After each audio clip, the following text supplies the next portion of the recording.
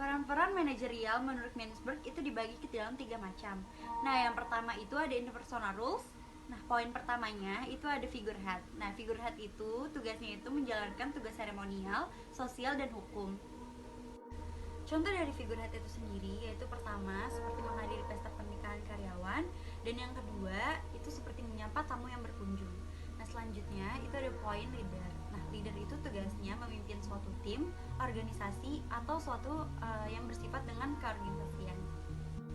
Tugas leader itu sendiri yaitu memotivasi karyawannya atau memotivasi para bawahannya. Ketiga ada liaison atau penghubung. Maksudnya apa sih? Nah, di sini manajer harus bisa menjaga dan membangun komunikasi yang baik dengan kontak internal ataupun eksternal. Contohnya nih, kalau misalnya di perusahaan, kita berpartisipasi dalam mengikuti acara yang dibuat oleh divisi lain atau departemen lainnya. Lalu ada peran penyambung informasi atau informational rules. Nah, peran ini berkaitan dengan pengumpulan, penerimaan, dan penyampaian informasi. Peran penyambung informasi ini juga terbagi lagi menjadi 3 jenis. Yang pertama ada pengawas atau monitor. Nah, manajer berperan untuk mengawasi anggotanya. Contohnya, mengawasi atau memantau produktivitas kerja dari si anggotanya mengalami kenaikan atau penurunan. Disseminate atau penyebar informasi. Artinya, manajer menyebarkan informasi kepada orang lain atau jajaran organisasi. Contoh, rektor menyebarkan informasi kepada seluruh jajarannya dengan mengirim melalui lewat email, memo, atau laporan. Spokesperson atau juru bicara.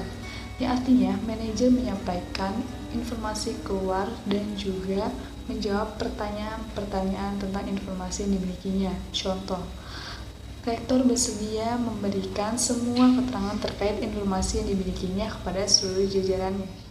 Entrepreneur adalah pengusaha atau wirausaha yang melakukan kegiatan di mana orang biasanya memiliki bakat untuk mengenali produk baru, menentukan metode produksi baru, memasarkan produk, dan berani mengambil resiko.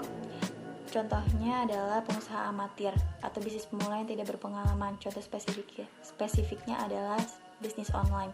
Kenapa? Karena tidak memiliki dasar logis tapi tetap mengikuti tren. Kedua, pengusaha profesional, yaitu pengusaha yang ahli dalam bidangnya. Jadi ini sangat mudah dicerna karena terlihat, dan bisnis yang diperkirakan cukup besar. Contohnya adalah pembukaan kafe atau pendirian ruang kerja bersama. Disturbance handler adalah pemecah masalah. Dalam peran ini, manajer akan memberikan respon cepat terhadap masalah yang tak terduga. Masalah ini muncul dari faktor internal maupun eksternal. Manajer harus bisa mencari solusi yang bermanfaat atas masalah tersebut. Sebagai contoh, manajer menaikkan harga jual produk karena adanya kenaikan bahan baku. Negosiasi atau negosiator adalah sebuah bentuk interaksi sosial saat pihak-pihak yang terlibat berusaha saling menyelesaikan tujuan yang berbeda dan bertentangan. Menurut kamus Oxford, negosiasi adalah suatu cara untuk mencapai suatu kesepakatan melalui diskusi formal.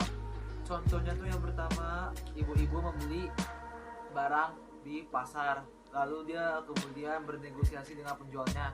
Dan yang kedua, Kementerian Luar Negeri yang bernegosiasi bersama negara-negara lain untuk menyelesaikan konflik. Yang kedua adalah resource allocator. Resource allocator atau alokasi sumber daya adalah penugasan sumber daya yang tersedia untuk berbagai penggunaan.